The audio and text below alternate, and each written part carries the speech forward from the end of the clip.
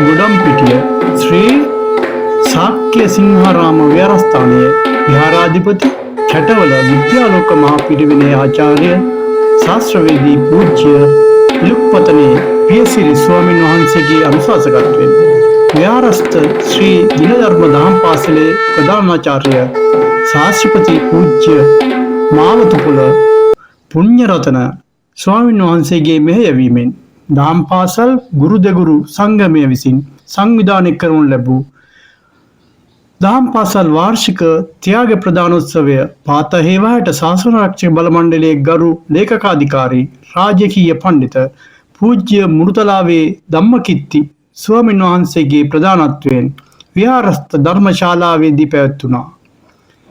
මෙහිදී පසුගිය වර්ෂ තුල දක්ෂතා දැක්වූ සිසු සිසුවියන් හට ත්‍යාග හා සහතිකපත් ප්‍රදාන කිරීම සිදු වූ අතර දහම් පාසල් ආචාර්ය මණ්ඩලයේ සමාජිකයන් ඇගයීමද සිදු වුණා. පසුගිය කාලය තුල දහම් පාසලේ ප්‍රධානාචාර්ය වරිය ලෙස කටයුතු කළ ප්‍රධාන ආචාර්ය ගුරුතුමිය ඇගයීමටද මෙහිදී අමතක කළේ නැහැ. දහම් පාසල් දදරයන්ගේ කුසලතා එළි දක්වමින් නැටුම් හා ගැයුම් වලින් මෙම උත්සවය අලංකාරවත් වුණා. මෙම අවස්ථාව සඳහා ප්‍රදේශයේ ගිහි පැවිදි විශාල පිරිසක් එක්ව සිටියා.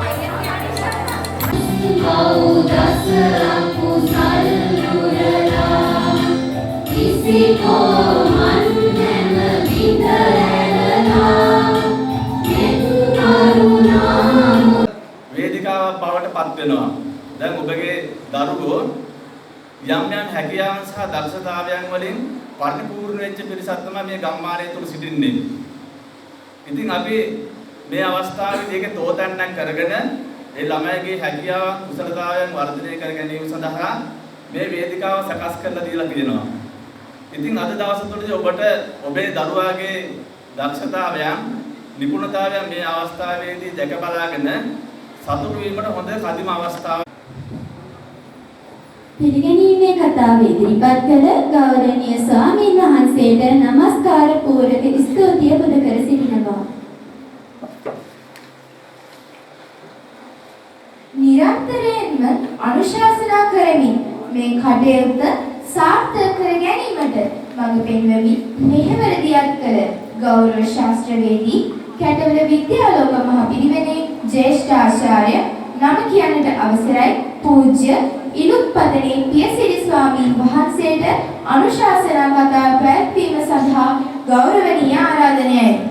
වීම සඳහා වැඩමවදාළ පාතිවැට ශාසන ආරක්ෂක බල මණ්ඩලයේ ගරු ලේකාධිකාරී රාජකීය පඬිතුක මුරුතලාවේ ධම්මකිත්ති පඬිත් හාමුදුරුවෝ වහන්සේගෙන් අවසරයි.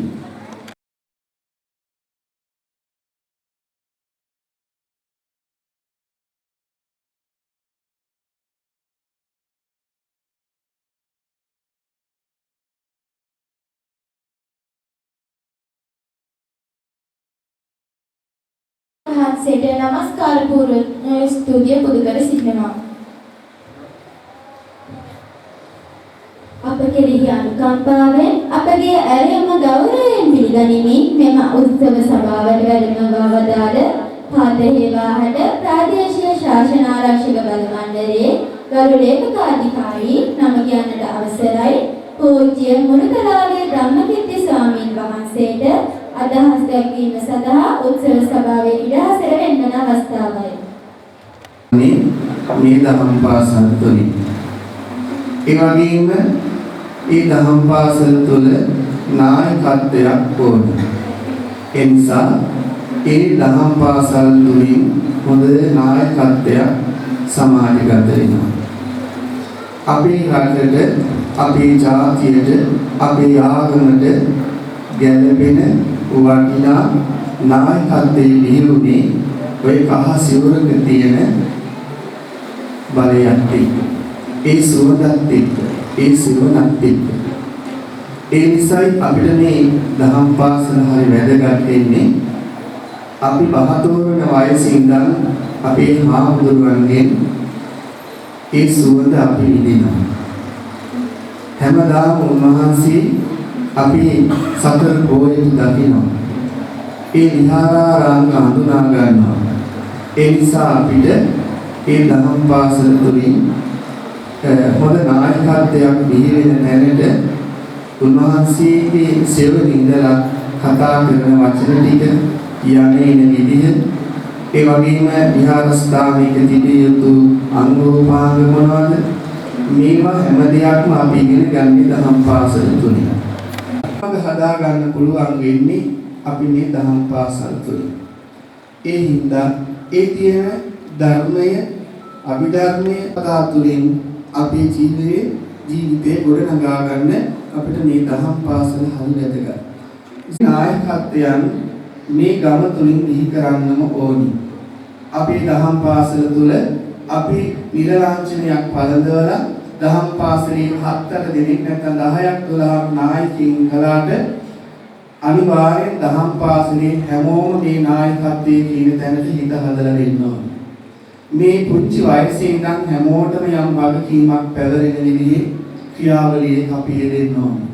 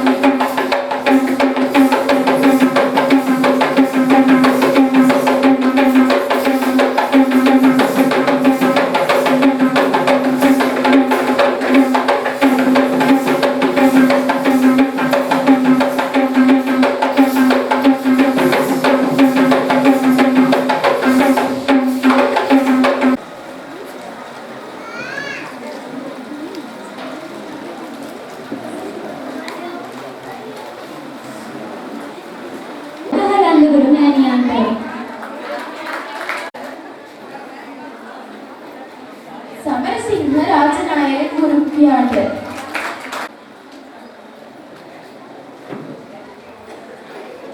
ශියානි වික්‍රමසිංහ ගුරුමෑණියන්ට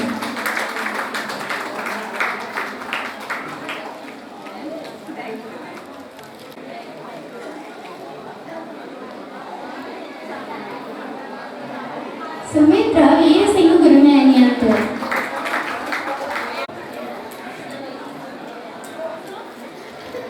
උදානා සංජය ගුරුමෑණියන්ට සදා එක්ව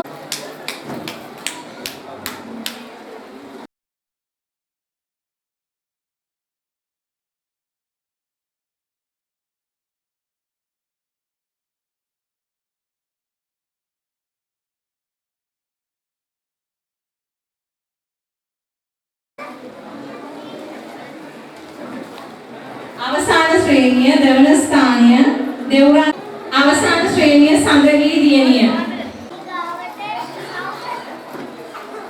අවසාන පුතණුවන් අවසාන ශ්‍රේණිය හෂිනී දියණිය අවසාන ශ්‍රේණිය රශ්මික සඳරුවන් වික්‍රමසිංහ පුතණුවන් එච්.ජී. කවිෂ්ක සමිත් පත්‍රන පුතණුවන්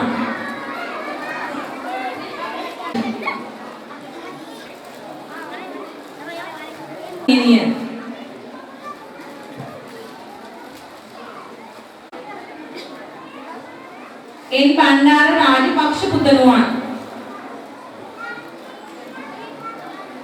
අවසාන ශ්‍රේණිය දෙවන ස්ථානය වර්ෂ පැතුම් මීගාකොටු පුතණුවන් නැවතත් වේදිකාව දෙවන ශ්‍රේණිය තිෂාන් වික්‍රමසිංහ පහ ශ්‍රේණිය යශිතු තීක්ෂණ වීරසිංහ පුතණුවන් 6 ශ්‍රේණිය හිමායා විජේසූරිය දියණිය. 7 ශ්‍රේණිය දිලිනි කවිත්මා ගල්පොකුණ දියණිය. 8 ශ්‍රේණිය පියුමි නදීශානී රත්නායක දියණිය. 9 සත්සරණී සෝමරත්න දියණිය. අවසාන ශ්‍රේණිය හෂිනි කාමින්ද්‍යා ජයවර්ධන දියණිය.